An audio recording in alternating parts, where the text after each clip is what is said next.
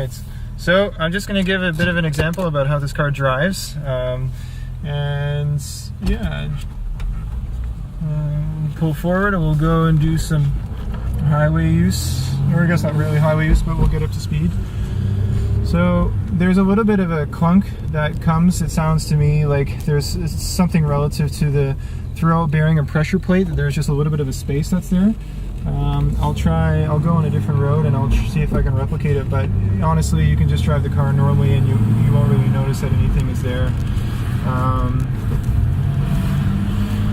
Yeah, this car is a light flywheel, so based off of that, you can get the car in the right, and when it's in a certain range of speed of the engine and wheel speed, that in between it's not counterbalanced correctly, so it will do like a bucking notion. You can really drive without having that issue quite easily. I mean, it doesn't really make much of an effect on my end when I drive, but for certain drivers, you can definitely notice that it is there. Come down here, see everything works as it should. There's no lights on in the dash. Everything feels good. I'm just going to let the car get to operating temperature before we go too deep with anything in terms of showing higher rev range stuff. So this is a bit of a quieter road, so what I can show you is when you get to a certain speed, you can start, there's a little bit of a sound that you can hear in between when the car is in that notion of like being able to buck or not. You can hear that there, and I hope it comes across, but it's just, again, it's only in that space where you hear that sound, but it's something that really is not super evident otherwise. The car is really, really crisp handling. It's wonderful to drive in that aspect. It's just beyond getting coilover suspension, it's really, in my opinion, the nicest kind of connection that you can have to that comfort and sport. It's really a beautiful package. Steering feels really tight.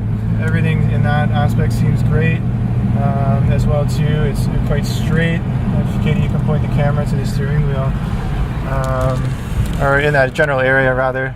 A second, there's a car coming up here. I'm just going to let go of the wheel, and you can see the car doesn't like track any weird ways. It's a bit of an odd place to do it, as this is just kind of a B road, but come along here. Then there's a nice corner here that we can hit. We're doing 80 kilometers an hour around this corner. No drama whatsoever. Handles it just fine.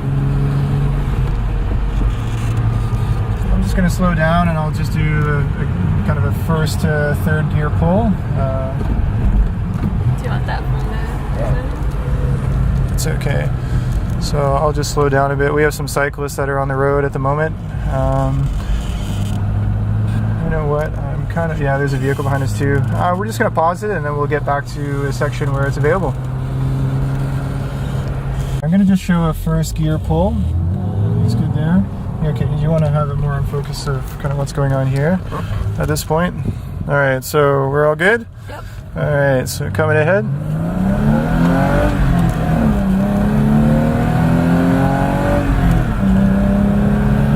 Everything feels as it should. Going to third gear.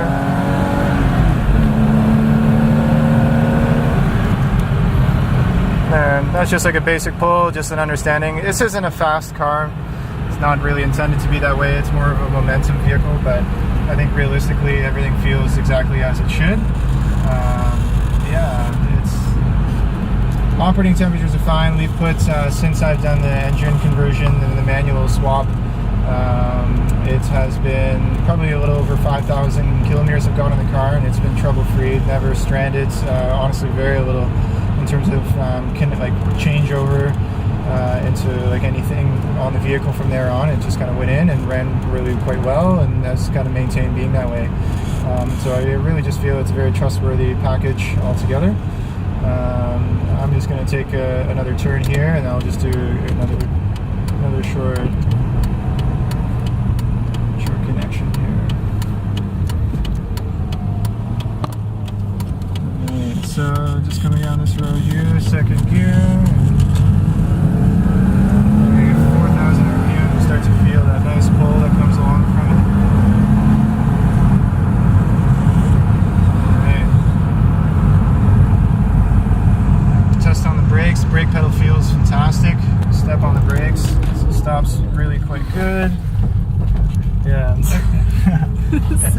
It's okay. Yeah. Everything feels quite tight on this car. It feels solid. Again, I just one thing I wanted to mention too, that I mentioned to you, Peter, is that there's a little bit of an oil smell that it comes out after just going for a longer drive with the vehicle. And it seems to me like it's coming from the sandwich plate, which there is pressure that comes from there, and it's right by the exhaust. But just based on the fact that I don't really see any significant oil leaks or anything relative to that, I'm just getting the impression that that's yeah, essentially is what I'm noticing. I'm just going to do that bucking thing again so you can hear where that sound is coming from. I'll lower the window, it makes it a little bit more evident. But I don't know if you can hear that. But going in slow speed like this, there's just like a little bit of play in something that's there. And I've tried to replicate it because I have a couple transmissions at my house. I don't know if it will transfer over.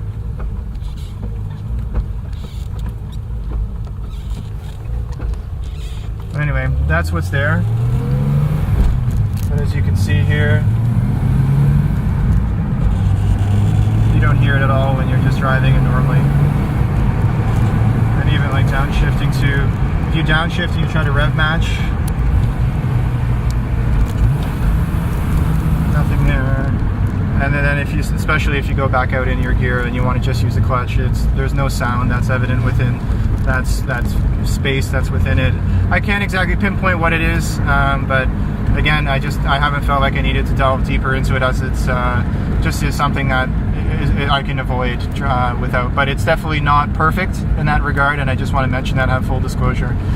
Anyway, I just hope that you got a better taste of what this vehicle is, and had a bit more of an understanding towards kind of what the vehicle will show as when you come and see it.